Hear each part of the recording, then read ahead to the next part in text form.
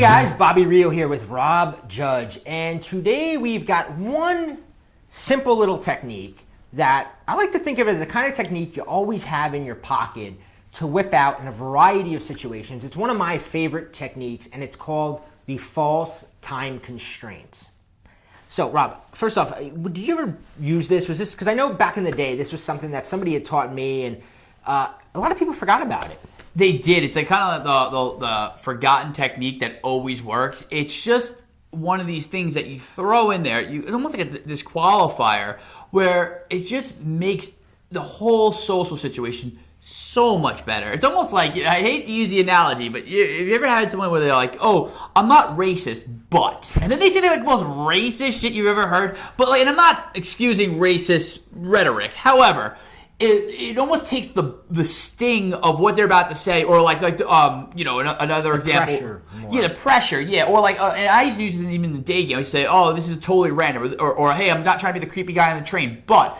And it's similar. It's psychologically, the psychological concept behind this is similar to those types of statements where you pre-qualify something to just put the other person at ease. Yeah. So if you have never heard of a false time constraint, let me just explain it. Like Rob said, it's something you say before doing something to put the other person at ease. An example would be if you were going to approach a woman in a bar, you might walk up to her and say, "Hey, I only have a second. I got to get back to my friends, but," and then you start talking to her, "But I came over here to ask you this question," or "But I just wanted to tell you this."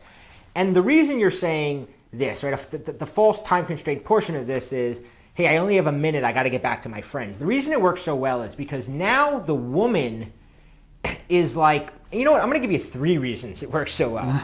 Okay? Reason number 1. When you say, "I got to get back to my friends," now the woman's like subconsciously is not going, "Oh my God, am I going to get stuck talking to this guy? I don't know if I want to talk to him." So she's going to put her guard up. But when you say, "I only have a minute, I got to get back to my friends," now she's kind of like, "Oh, okay, like I'm not going to get stuck with him." She could be more comfortable talking to you, which is going to make a better interaction. Number 2, and I learned this personally, right? Back in the day, I was scared shitless to talk to a woman, right? To go up to a woman in a bar or whatever. And the reason I was really scared was not because I was afraid of rejection. I was scared, it was actually the opposite, right? I was scared I was going to go talk to her. She was going to want to talk to me. And then I was going to talk to her for a couple minutes and then run out of things to say. And things were going to, we've all been there where, you're like, "Oh, what the hell do I say?" And you just notice that awkwardness just growing. And you're like, so the time constraint is actually great because when you walk up and you say, "Hey, I got to get back to my friends," you're actually giving yourself like kind of like a parachute, right? Like you have a reason. So the minute things get awkward, instead of like having to go, "Oh, I got to pee, I'll be right back." Like you can, "Hey, I got to go back to my friends, but let's talk again in a minute." You've given yourself an out, which takes a lot of that pressure off. It really does, and that's the thing. And you can't overestimate that enough, but how much of the pressure takes off of you, because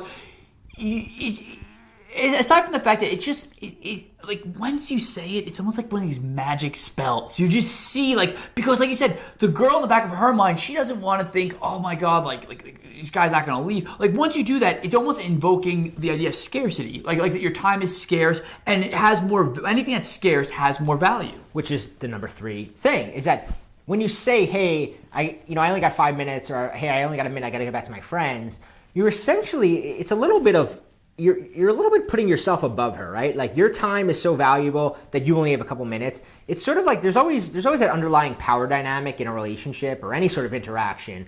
And the minute you do that, you're kind of putting yourself slightly above her, which is naturally going to make her go, "Why? Oh, this guy's like not really wanting to commit to talk to me."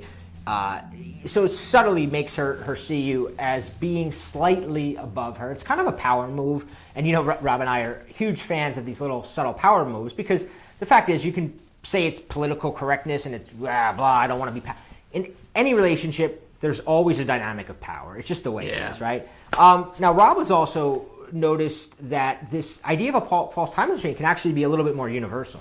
Yeah, it's like on a more sort of larger scale, on a global scale, I started even saying this when I meet a girl off Tinder and we're making plans to grab drinks. I would say to her, I'd kind of jokingly say, oh, it's a school night. I might, I'm probably gonna have to go in early tonight, but you seem really cool. I would love to grab a drink with you.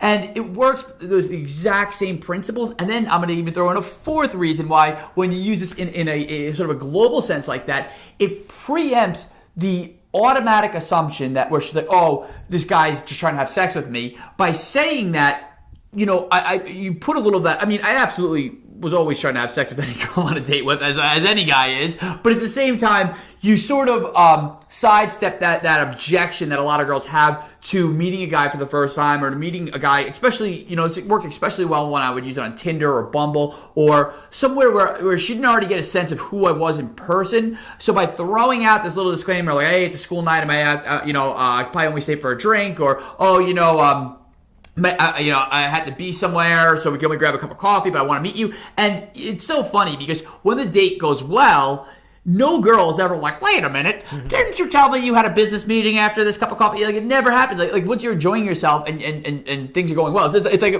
same thing with like when you're having a great conversation at a bar. No girl's going to be like, didn't you tell me you had to be back to your friends in a second? And if she does say that, it's probably not going as well as you thought it was, if you remember.